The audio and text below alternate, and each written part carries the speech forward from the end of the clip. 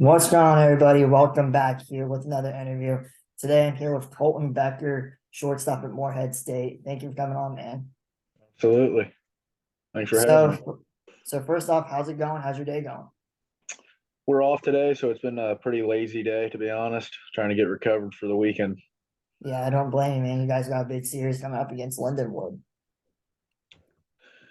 Should be a fun one. We're going down there tomorrow, so So yeah, like travel days. What are those kind of like? it depends. So tomorrow we're gonna wake up, we'll lift at 8, and then our bus leaves at 10:30. Get down there around 4 or 5, we'll eat, and then we'll go practice and then kind of just chill at the hotel for the night. Oh, so you guys don't get like the fly down there, you get to drive down there. No, we only fly if it's like a ridiculous amount of hours. I don't know what it is, but we are not flying, unfortunately. Do you guys get to like stop at certain places like on the way, or is it just straight through? Yeah, we'll stop. We'll stop and get food. Sometimes we'll stop at a Bucky's, kind of go wild in there. Those places are pretty neat. Sometimes we'll just be quick and hit like a Chick-fil-A or just something, get some food and get going. Yeah, I like how you mentioned Bucky's because like my spring break was last week, so I went down to Florida, got to see my first ever Bucky's. Like that Oh, place is unreal. humongous. It's like It's a zoo in there humongous. too. I mean, there's so many people in there. I know, like it wasn't busy when we got like it wasn't busy at all when we got there. Like it was kind of quiet, but we got there like at 9:30. So Oh yeah, the it last one we stopped at, it was. I mean, there was people everywhere, I know just it's like scrambling. it's like the biggest gas station ever, I think, in the world. Can't beat it. It's I awesome. know. So just going back to like when you first started playing, like when did you start playing baseball and kind of like what got you into playing baseball? I started at a pretty young age. My dad, he actually pitched in the Red Sox minor league system for a while, and so yeah, it kind of just as a kid, baseball was kind of just put on me, and I fell in love with it right away. There's been a lot of ups and downs, but yeah, wouldn't change it for the world. So I saw on your huddle like you played football. I'm pretty sure it Yeah, said that. yeah, I So played like until my sophomore year, I think. what made you did you like play baseball your freshman and be like, okay, I probably should play two sports, like try it out then just what kind I of played football all the way growing up too. I think I just got older and was kind of like, man, like this isn't for me. And I always was passionate about baseball and knew that was what I want to pursue. And I only got a college career in football. So so you're from a small town, Mhm. Mainsville, like little Miami area, Hamilton Township. Like I'm like, oh, Hamilton Township. I thought that was like a little bit nearer from me, but it's like 2 hours away. So kind of like how hard was the recruitment process going like getting colleges to come look at you because your town's only about 2,000 population. So like Mhm. how hard was the recruitment process? I didn't really get recruited from high school ball. I think travel ball was pretty big, which played a big decision in me quitting football. Um, but yeah, it was pretty slow for me. I developed pretty late in my body, so I was just big on my skill set and kind of letting the rest take care of itself. And then I think it was my junior summer. We were playing in a little tournament in Cincinnati, and Moorhead was there. And then I got a call, and the rest kind of went from there. So what led you to choose Morehead State for your college career? To be honest, it was the first school that really took a chance on me, and that meant the world. Um, and I mean, it's a small town, but it's kind of great down here in the mountains. A lot to see and do. So Yeah, I was able to be on campus there for a few hours because used to show horses and one of the college like you know college oh yeah. horse shows was there, so I got to be on campus for a minute. It's a really nice little campus there. hmm It's a small town, so a lot of people know everyone, and it's a good atmosphere. Well, I hope everybody knows your name because last week you had like one of the biggest weeks in Morehead State baseball history. Thank you. I appreciate that. So going through that week, you had a huge game against OU, like Ohio U. And after that, were you just like really confident with yourself? Be like, I'm gonna go out here and just play, have fun, and play the best baseball I've played. Yeah, I mean, OU definitely took like, some pressure off my shoulders and I did have some more confidence, but I just kind of tried to stay level headed. I've had some good at bats this year. I've had some bad ones and, it's a roller coaster. So I was just trying to, stay confident in what I was doing and trust in my approach. And yeah, I made a little adjustment with my bat, which has able to help me stay more connected, which I think has been huge. But yeah, nothing really changed mentally. It was just kind of trusting my approach and swinging at good pitches to hit. How do you stay good mentally? Like when you're on a slide, let's say maybe 0 for 12, like how do you keep up mentally on every at bat after that? It's a lot easier said than done. Um, for me, I just try to, go back to the times where things were going good and like, no, you will come out of it. But I think when you surround yourself with good people too, it's really, I'm really good friends with Jackson Feltner. And I think being around him has helped me so much in my just hitting development and seeing the confidence he possesses in the box every day, whether he's 0 for 4 or 4 for 4. And that's something I've tried to take away from him. So, like I said, you had one of the biggest weeks in Morehead State baseball history. So, you won the National Player of the Week for both D1 Buzz and NCAA, and you won the OVC Player of the Week. You're the first Morehead State player that ever won the NCAA Player of the Week. So, going through that week, did you think like, oh, I'm gonna win this award because I had an amazing week? Were you kind of like No, I shocked that had you? no idea.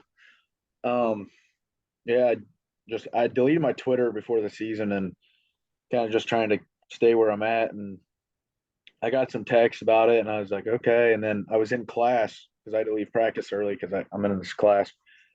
And I felt my phone going like bzz, bzz, bzz. And yeah, I looked and I was like, oh my God, no way. And kind of went from there. You're like in the middle of class and the professor's like teaching Yeah, a subject. You're like, trying to what learn is going on? CPR. And I was like, oh God. So you said CPR, kind of like, what is your major in college right now? I'm in communications. I'm not really sure what I want to do. I think I want to go into firefighting and it's pretty broad. So I kind of just went with that. So communications, kind of like, what do you guys do in communications classes down there? Just a lot of public speaking and, how to persuade people, a lot of things like that. It's pretty basic. A lot of papers, but it's not too hard. So, like I said, you're having a career year right now because you've basically upped every single stat from last year to this year. So going into the season, what was your approach like the off season? How hard did you approach the off season? Kind of like what did you come into this season with a goal? Mm.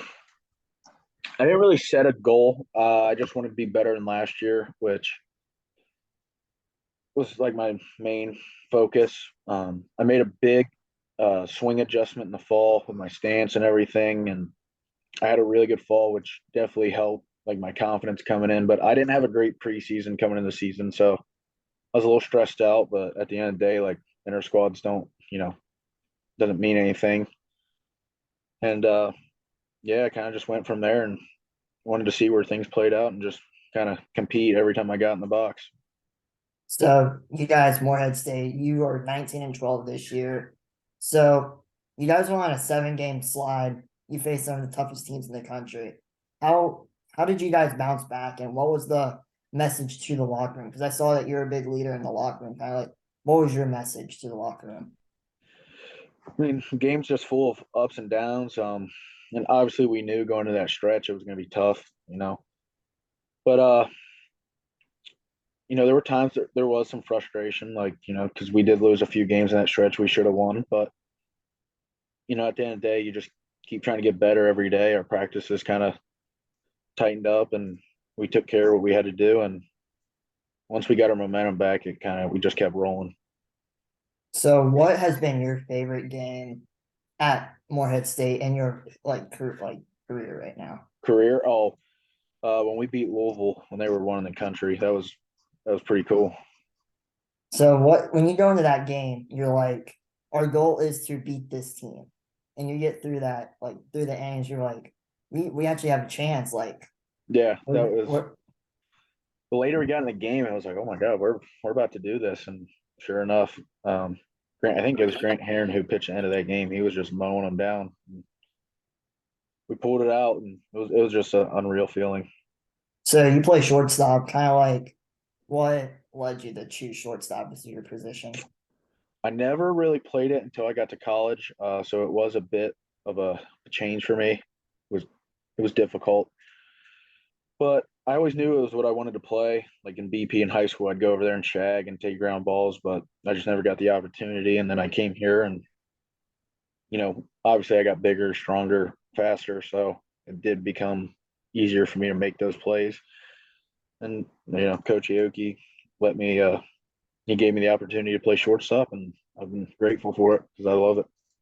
Looking at how your dad was in the Red Sox minor league, like teams, how do when you're a kid and you look at that, is that kind of like I can make this like my dad did, like Yeah, no, absolutely, and he's been a strong support system for me.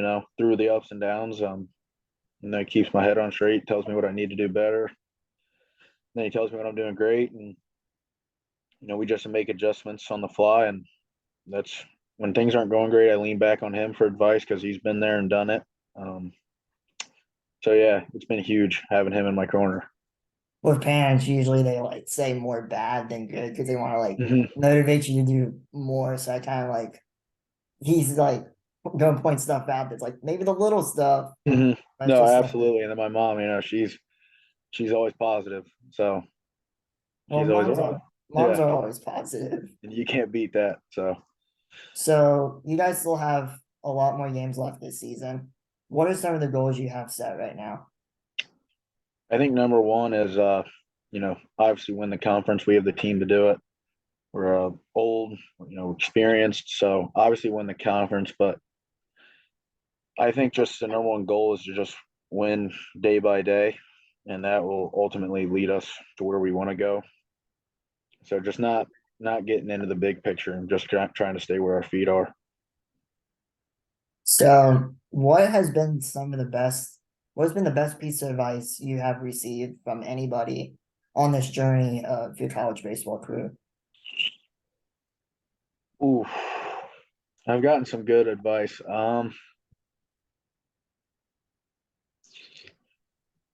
It's pretty simple, but just don't ride the highs and don't ride the lows. It's a humbling game. So the minute you think you have it all figured out, the next minute striking out three times in a game, you're what happened. So I think that just keeping your feet where they are, not worrying about, if I go 4 for 10, I'll be hitting this, or, just trying to stay away from the statistic ass point.